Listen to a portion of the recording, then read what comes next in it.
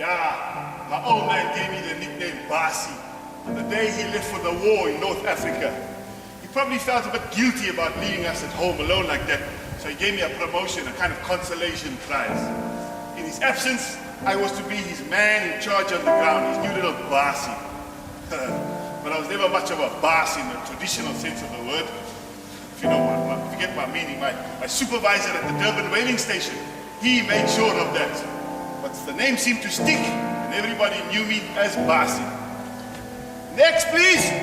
Basi. Nou, wie se baas is jy dan, Boesman? Moenie antwoord nie. I don't give a damn about your persoonlike omstandighede. It says here on your certificate here that you have got English higher grade. Is this a forgery? There's no forgery, Mr. Supervisor. I am Basil Edward Eaglehoff. I passed standard 7 at William Hills Junior High School in 1948 in Johannesburg with English higher grade, arithmetic, history, Afrikaans, and work in wood and metal. Is there a problem?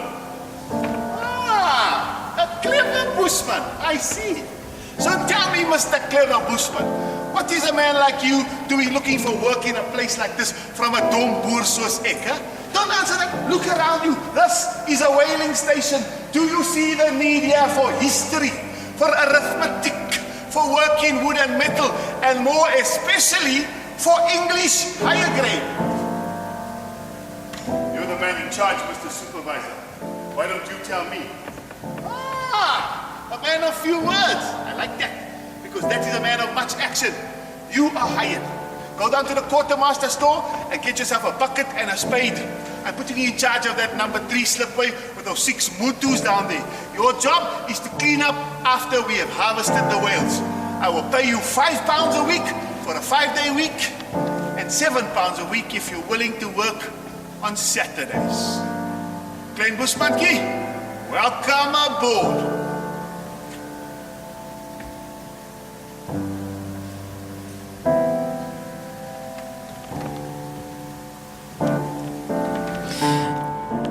All right, that's a excerpt from Kurt Egelhoff's production for Generations, and it's good to have him back and nice to see him on stage away from his television work. So lovely to see you, Kurt. Thank you very much for coming out this morning and entertaining us. Well, let's talk more about the Graham Sound Festival, and joining me is Tony Lankester. He is the CEO of the National Arts Festival. Tony, wow, what a great show you're putting on this year. Isn't it awesome? I'm sorry about the weather. It's a little bit chilly this morning. Listen, you shouldn't I would expect you to apologize if it was warm. You know what? We actually like the cold weather. Just our little secret, and everyone else watching. We're not too wild about the wet, but cold gets people off the streets into theatres, and that's what it's all about. It does, and that really is what it's all about. Now, am I true in saying there are 2,500 different productions this year? 2,500 performances, yeah. Somewhere between 2,500 and 3,000, and we do a final tally at the end, because obviously there's some cancellations, there's some extra shows as we go along. But yeah, there's a lot of choice, and if you were to watch every single one back to back, it would probably take you about 7 months. So if you're coming for 3 or 4 days, you've really got to pick carefully to fill your 3 or 4 days. Yeah, and it is. I mean, when I arrived here, and it was late last night, which is not fun, I was given this thick magazine of like, all right, so choose what you want to see. I'm like, well, I don't have much time, but that's what it entails. I mean, there is such a huge program of events this year. Is it one of the biggest programs? Yes, it is the biggest program we've had. It's our 40th birthday this year, so obviously we needed to really push the boat out. But it didn't take that much effort to fill the program that much. You know, the artists come to the fore every single year, and they give us an amazing array of work to choose from. And on the Fringe, they come along and just do what they do. So it doesn't take that much work to fill a program like that. The work comes for the audience to try and pick and choose the best bits, or the bits that's going to make their festival experience as good as possible. Yeah. All right. So I'm turning the same age this year. It's my big 40th. It's your big 40th. What can I expect? Is it a good age to turn?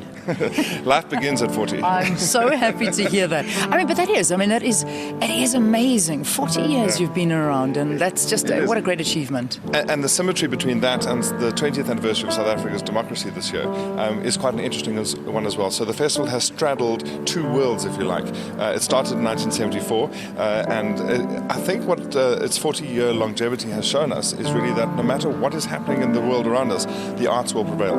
And the work of our artists will continue to be there. Artists will seek out a platform, and importantly, audiences will seek out quality work. They will travel to Grahamstown to step into this little bubble of amazing that's created here for 11 days a year because the work is good. Yeah. If those 2,500 performances were not good, then they wouldn't come and there wouldn't be a festival. Yeah, I love that. As you arrive in Grahamstown, you've got this big sign that says, "Welcome to Amazing." Isn't that stunning? I love that slogan. Nice one. Very, very nice one, Tony. International acts. Any this year? Absolutely. There's about 40 different countries represented on our program. And I think that's another big feature of where we are as a festival, that increasingly we're becoming international in focus. And I think that's important because what we're seeing is international work coming here and doing extraordinarily well. Last night I watched some Australian beatboxer performing, and the audience loving it, eating it out of his hand.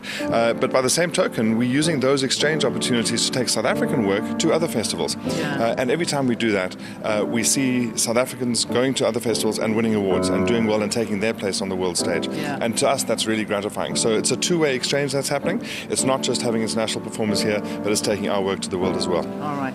Tony, just hang on a sec. Let's take a quick break. I want to come back and I want you to explain to me this new app that's been developed as well. When you come here, able to download an app where you can find everything. So stay tuned. Tony is going to stay with us, Tony Lancaster. He's the CEO of the National Arts Festival.